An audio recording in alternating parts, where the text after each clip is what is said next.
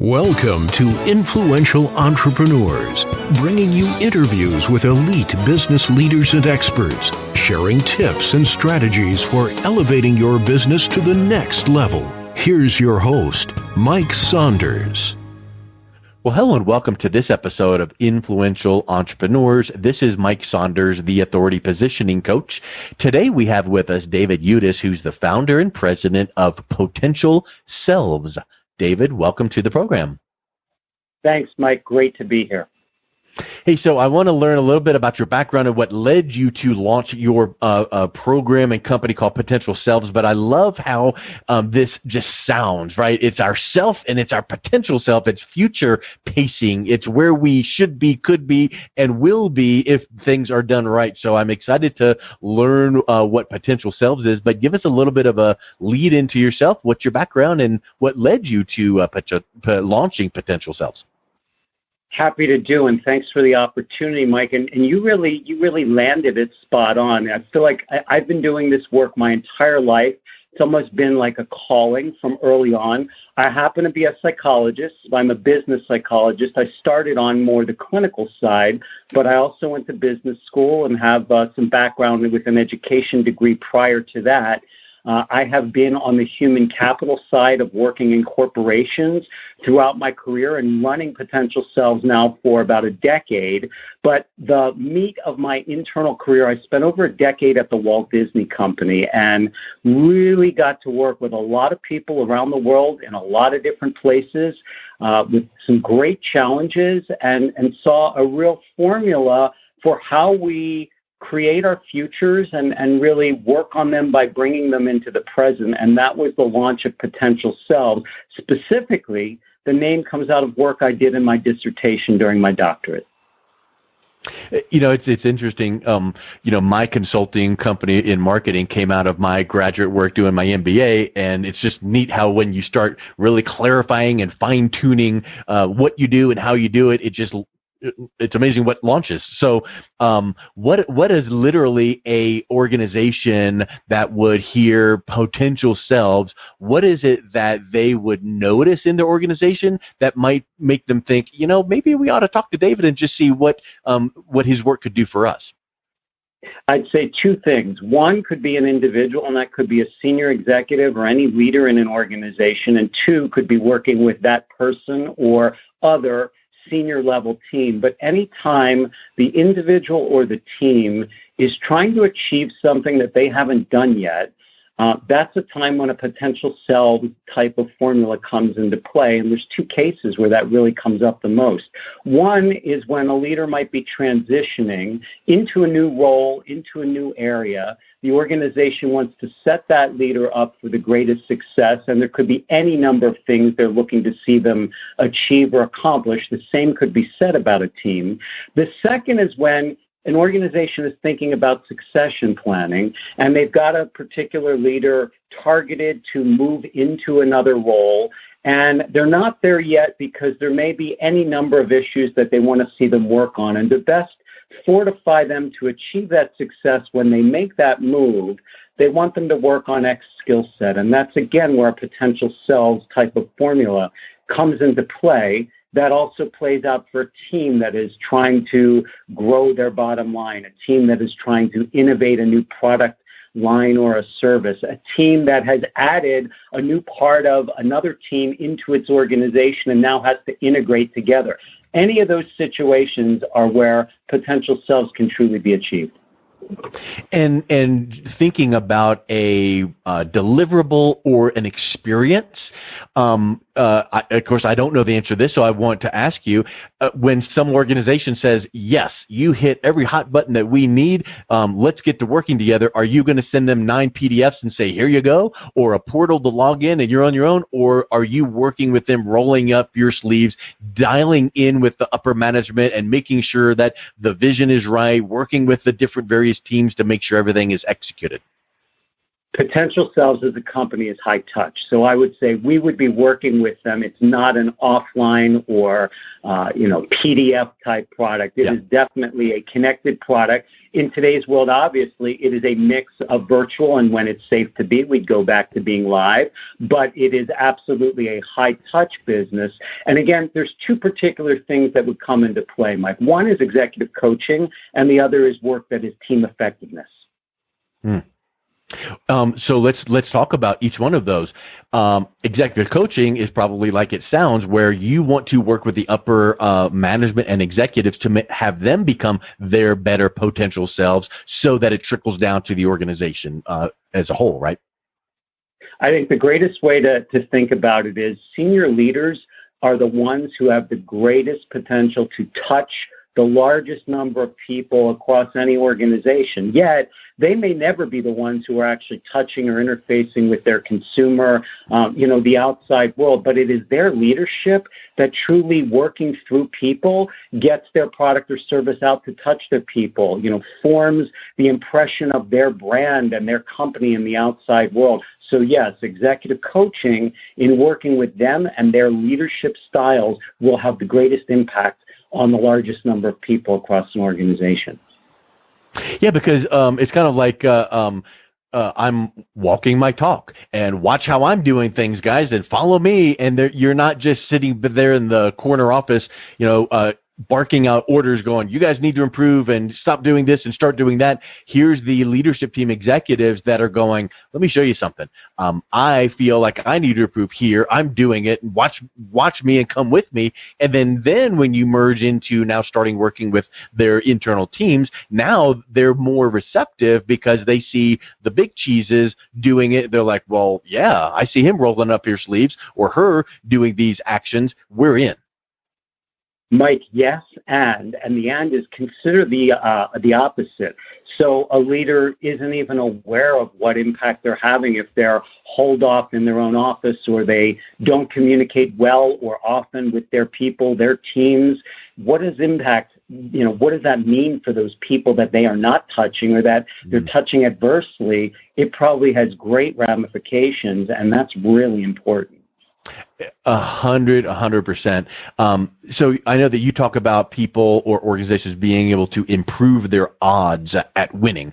And I would suspect that you cannot say, let's 10x your results, but any incremental, kind of like the compound effect, any incremental improvement, and then the next step is an incremental improvement on that first improvement, it starts to amplify.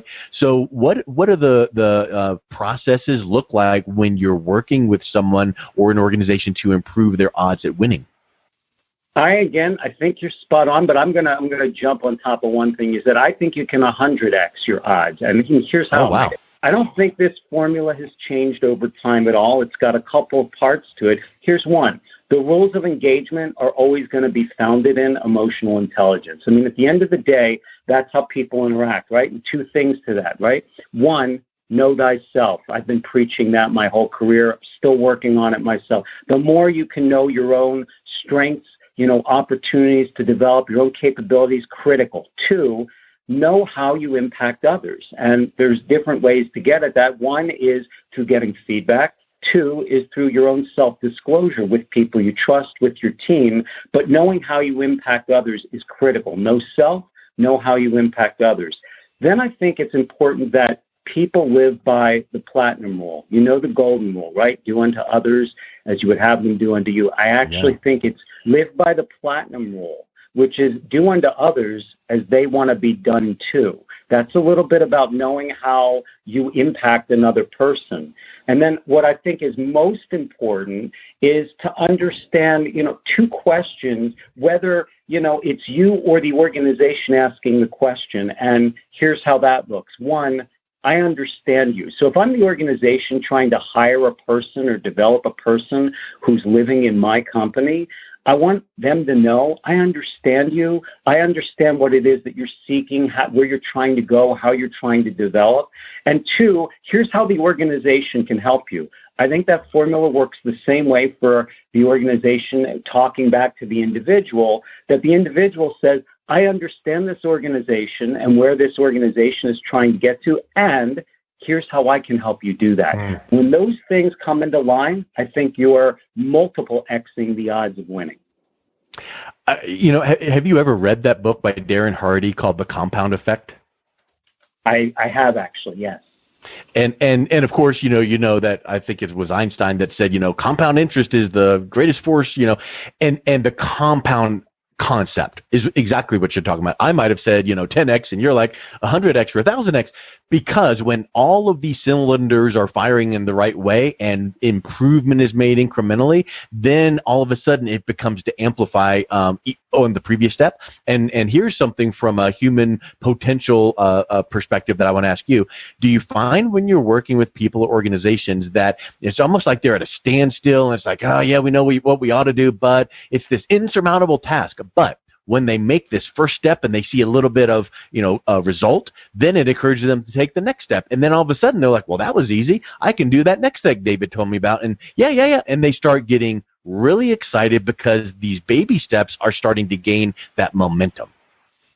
It's a great point. Think about, I like to think of that as small wins, right? It's small wins. A number of small wins add up to a championship, right? They get you across the finish line, but you get the small wins kind of taking them each day, one thing after another. That's really what Potential Selves is founded in. The tagline for Potential Selves, Mike, is realize your possibility. And what the research said, this goes again way back to my grad school work, was people don't actually create possibility. And when you don't create possibility, you can lose hope. You can get stuck. To use the example you just used, one can become complacent, and that includes an organization as well. So part of the work that we really do is to really get clear and ensure that the individual, the team, or the organization itself is clear on and generating what their realistic possibilities are. By doing so, two things are happening. Literally,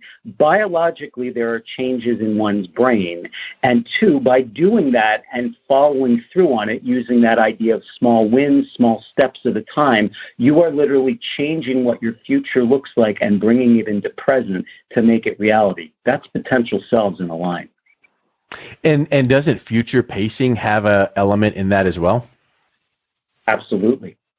Yeah, I think that's huge, because I think real estate agents use that. Hey, we're standing in the living room. Where do you think you would put your couch? And they're like, oh, well, I think it would go here. So I think that's a really, really big aspect too. That's pretty cool.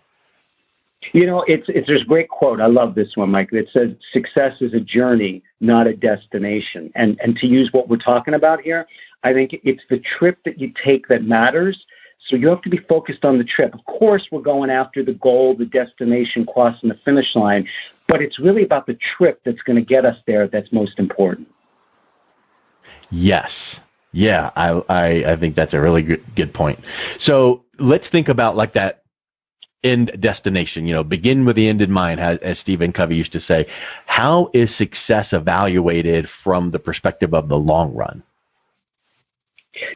So I shared, I spent over a decade at the Walt Disney Company. And what was really cool, there were lots of quotes, sayings, phrases, ways to conceive of kind of achieving future. Here's one, a quote that Disney said. He said, "If you can dream it, you can do it." That's a well-known one. I really like that one.